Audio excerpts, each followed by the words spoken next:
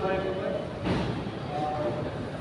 চট্টগ্রাম জেলার সন্দ্বীপ থানা আমাদের একটা বড় অভিযান এখানে চট্টগ্রাম জেলার বিভিন্ন শীর্ষ সন্ত্রাসী 20-22টা মামলার আসামি জেলা হচ্ছে বাপ মন্ডলকে শ্রেণীবাবকে গ্রেপ্তার করা হয়। তার সাথে তার সহযোগী আরেকজন দুজনা তাকেও সন্দ্বীপ থেকে গ্রেপ্তার করা হয়। গ্রেপ্তার করার পরে তাকে দেওয়া তথ্য তাদের কাছ থেকে তিনটি দেশীয়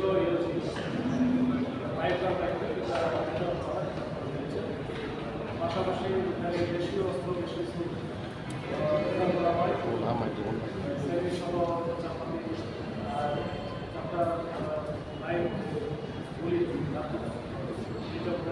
সেই সঙ্গে যেহেতু মাদকের সাথে জড়িত মাদক প্রায় 315 দেওয়া হবে।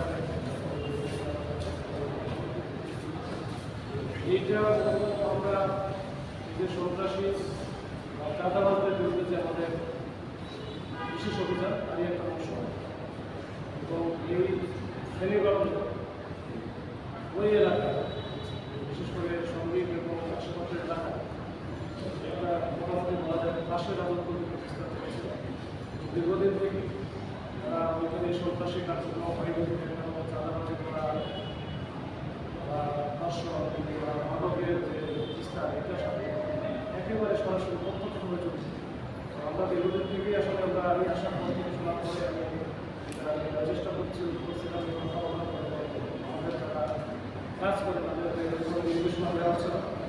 এটার উপর ভিত্তি করে আমাদের সন্দীপ এবং তার টিম গত 2 দিনই কাজ করেছে, কাজটা করেছে। এটার জন্য সবাইকে আমি যারা এই কাজের সাথে যারা ছিল তাদেরকেও ধন্যবাদ জানাই। আমরা আমাদের মূল লক্ষ্য হচ্ছে এই জেলার যে আইন শৃঙ্খলা পরিস্থিতি সেটা স্বাভাবিক রাখা, ফুল কন্ট্রোলে রাখা, সেই সাথে সম্পূর্ণ অপরাধ সন্ত্রাসী কার্যক্রম এটা মুক্ত করা, তারপরে অপরাধীদের যারা অপরাধ করবে তাদেরকে আইনের আওতায় নিয়ে এসে তাদের শাস্তির মুখোমুখি করা। তো এইটা আমরা করে যাচ্ছি। এটারই একটা ছোটো একটা ব্রেকিং এবং সেই সাথে আমি আমার প্রায় 1 মাস হয়ে গেল।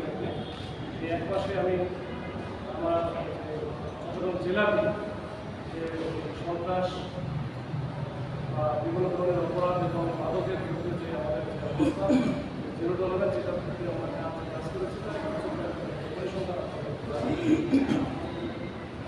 আমাদের এখন পর্যন্ত প্রায় 152টা 1 মাসে 152টি মাদকের মামলা হয়েছে। এই মাদকের মামলায় প্রায় 200 জনের মতো আমরা মাদক ব্যবসায়ী এবং মাদক করেছি। ইয়াবার কার্য করতে হয়েছে প্রায় 2,50,000-এর মতো, সাজা হতে হয়েছে প্রায় 100 কেজির কাছাকাছি। অন্যান্য মাদক দ্রব্য আছে তো সেই সাথে আমাদের মাদকের ফলের সাথে যে যানবাহন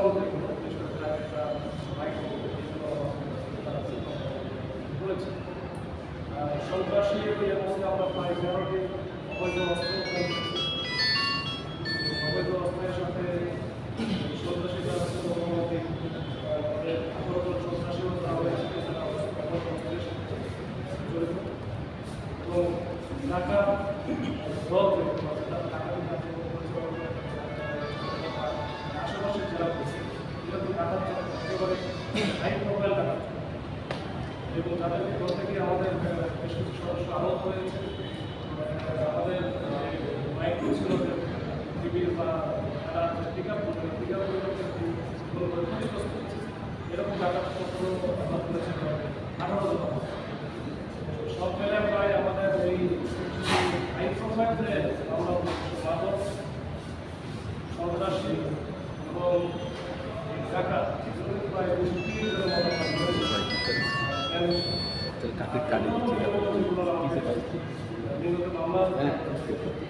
আসামি আসামি তিনি বিডিআর সংক্ষেপে আমাদের যে অবস্থানটা এটা তুলে ধরার জন্য যে আমরা চট্টগ্রাম জেলায় অপরাধ থেকে মুক্ত রাখতে চাই। আমাদের প্রচেষ্টা সবসময় অব্যাহত আছে। আমাদের সর্বশক্তি নিয়োগ করে যত রকমের অপরাধ আছে, বিশেষ করে সন্ত্রাসী কার্যক্রমকে আমরা কোনোভাবেই প্রশ্রয় দিতে চাই না। সেই সাথে মাদকের সাথে যারা জড়িত আছে তাদের বিরুদ্ধে আমাদের জিরো টলারেন্স এবং আমাদের এই